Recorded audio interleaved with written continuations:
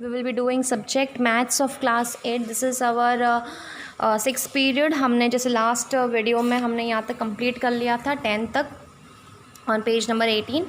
I hope you have understood. Brain teasers questions भी ये extra question से आप कर सकते हो, बट हम अभी देखेंगे एनसीईआरटी फोल्डर्स. ठीक है ना. अब एक्सरसाइज 1.1 शुरू करते हैं. Using appropriate property find.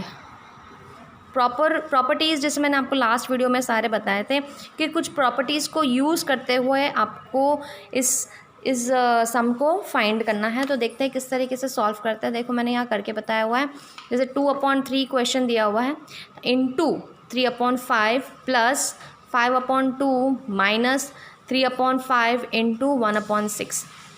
अब देखो इसमें आपको प्रॉपर्टी यूज़ करनी है. हमको करना है तो हम डायरेक्टली इसको मल्टीप्लाई करके फिर एलसीएम लेके भी कर सकते हैं, बट आपको प्रॉपर्टी कहा है तो प्रॉपर्टी के हिसाब से ही आपको करना है. तो हम डिस्ट्रीब्यूटिव प्रॉपर्टी लेंगे.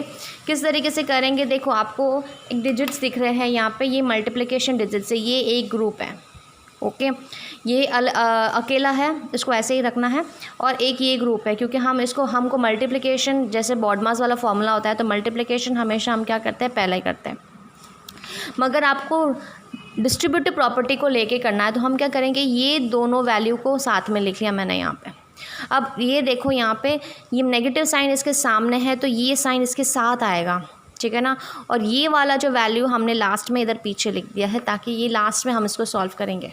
ओके ये लास्ट में आ रहा है, ये लास्ट में फिर सॉल्व होगा. तो पहले तो इन दोनों मल्टीप्लिकेशन को सॉल्व करेंगे. इसको पास में ले लिया. ठीक है.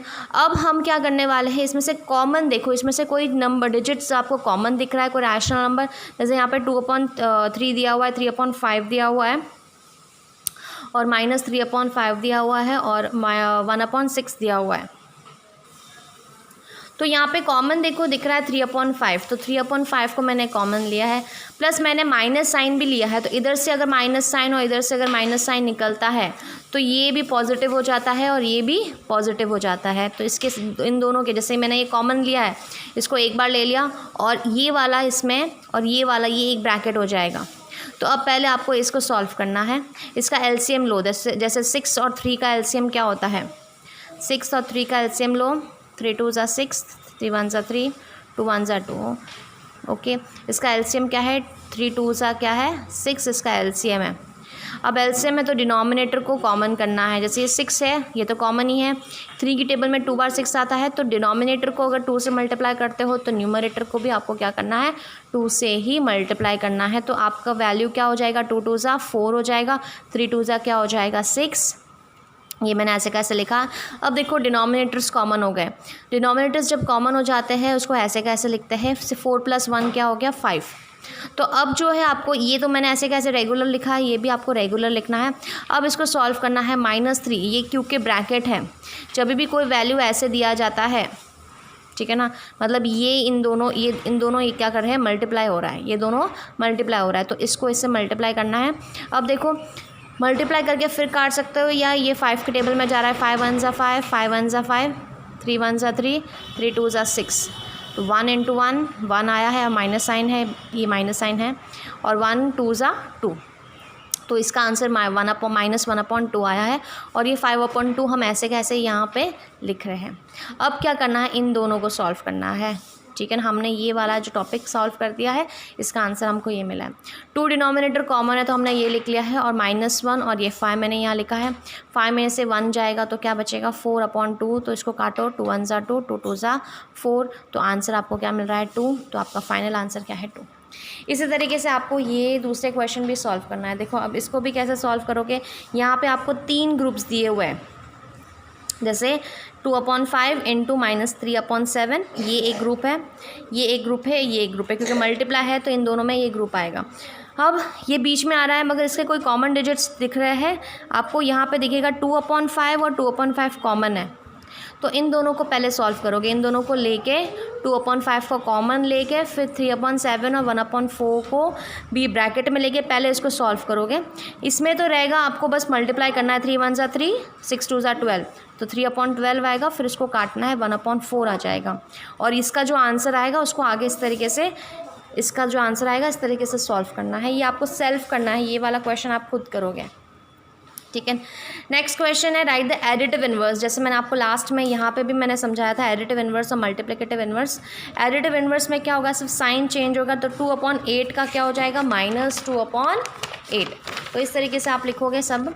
2/8 को कैसे लिखेंगे, द एडिटिव इन्वर्स इज -2/8।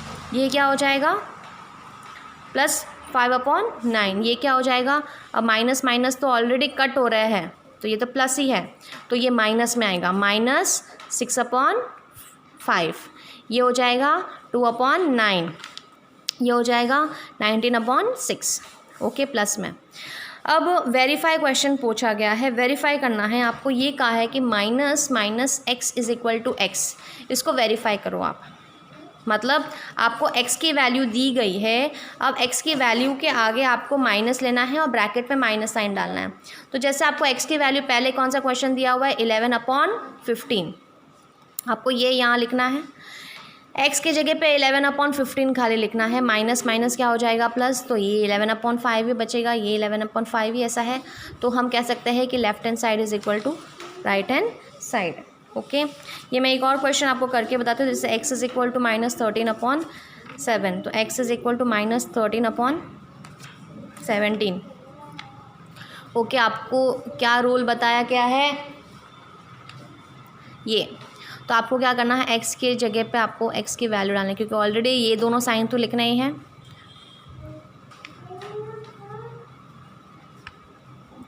-13/7।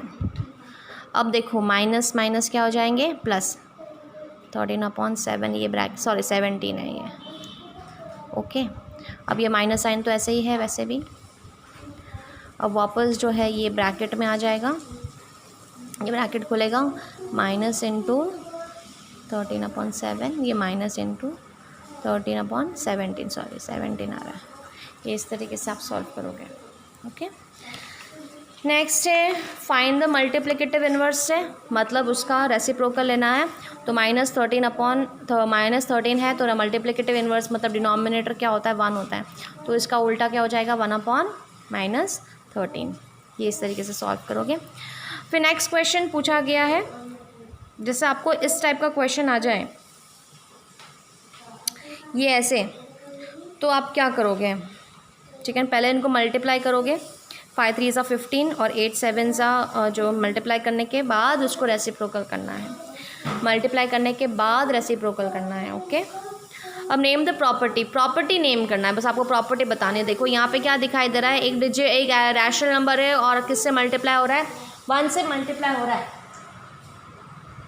क्या हो रहा है, 1 से मल्टीप्लाई हो रहा है। तो ये कौन सी आइडेंटिटी हो गई, जो हमने ये वाली पढ़ी थी, मल्टीप्लिकेटिव आइडेंटिटी। अगर कोई डिजिट 1 से मल्टीप्लाई हो रहा है तो वही वैल्यू आता है। तो यहाँ पे क्या लिखना है, मल्टीप्लिकेटिव आइडेंटिटी ऑफ 1। फिर यहाँ पे क्या दिया हुआ है, ये इससे मल्टीप्लाई हो रहा है, ये इससे मतलब आप चेंज कर रहे हैं, तो ये कौन सी प्रॉपर्टी, A इंटू बी है, B इंटू A है, तो ये कौन सी प्रॉपर्टी है, कम्यूटेटिव प्रॉपर्टी। अब यहाँ पे देखो ये रेसिप्रोकल है, तो ये इन्वर्स आ रहा है, तो मल्टीप्लिकेटिव इन्वर्स ये प्रॉपर्टी आ रहा है यहाँ पे। ओके, अब 6 क्वेश्चन है, multiply this by the reciprocal of this. 6/13 लिखा है, 6/13 है,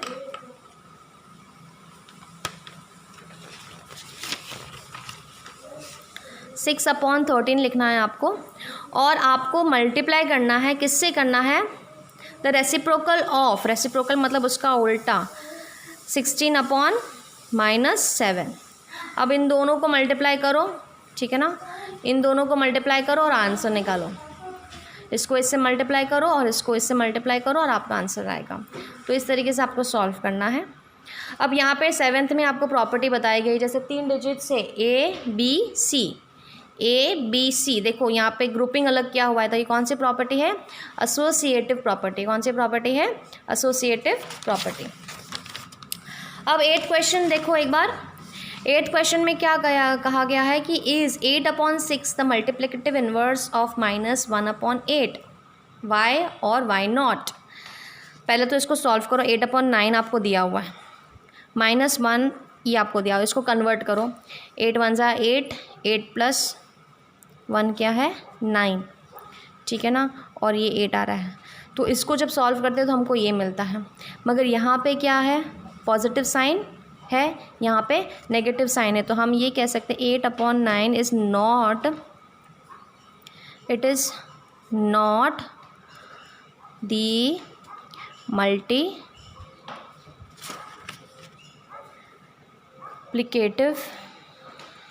इनवर्स। ओके, सिमिलरली आपको ये सॉल्व करना है। इसमें आपको पॉइंट दिया हुआ है 0.3, ठीक है ना। 9th क्वेश्चन में आपको क्या दिया गया है 0.3। 0.3 का मतलब क्या होता है, अगर डिजिट हटाना है, डेसिमल हटाना है, तो हम क्या लिखते हैं 3/10। इसको रैशनल नंबर में पहले करो। अब ये फ्रैक्शन दिया हुआ है, इस फ्रैक्शन को भी आपको रैशनल नंबर में करो। 3 3 ज़ा 9, 9 + 1 10, 10/3। तो क्या नहीं, आपको ये इसका उल्टा दिख रहा है 3/10 और 10/3, तो क्या लिखना है, yes it is multiplicative inverse. Okay, अब 10th और 11th क्वेश्चन वैसे इजी है, मैं ऐसे ही समझा देती हूँ। उसमें the rational number that does not have reciprocal, जिसमें रेसिप्रोकल नहीं होता है, तो कौन से में रेसिप्रोकल उल्टा नहीं होता है, 0 का उल्टा नहीं होता है, कभी भी हम ऐसे नहीं लिखते।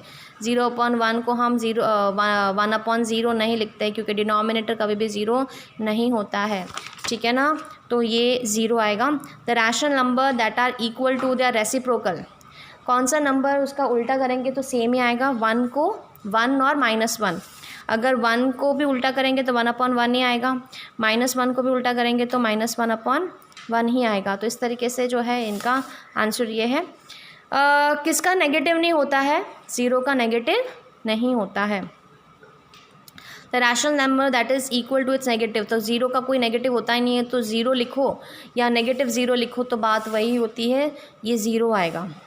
0 हैज़ नो रेसिप्रोकल, ओके, जिसके ओन रेसिप्रोकल है 1 और -1।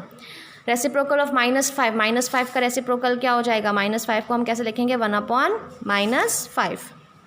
फिर x इज़ इक्वल टू 0, अगर रेसिप्रोकल 1/x का रेसिप्रोकल क्या आएगा, x। अगर दो नंबर को मल्टीप्लाई करेंगे तो रैशनल नंबर है, तो उसका आंसर हमेशा क्या रहेगा, रैशनल नंबर। अगर रेसिप्रोकल पॉजिटिव का रेसिप्रोकल हमेशा क्या रहेगा, पॉजिटिव ही रहेगा। तो अब देखते हो एक्सरसाइज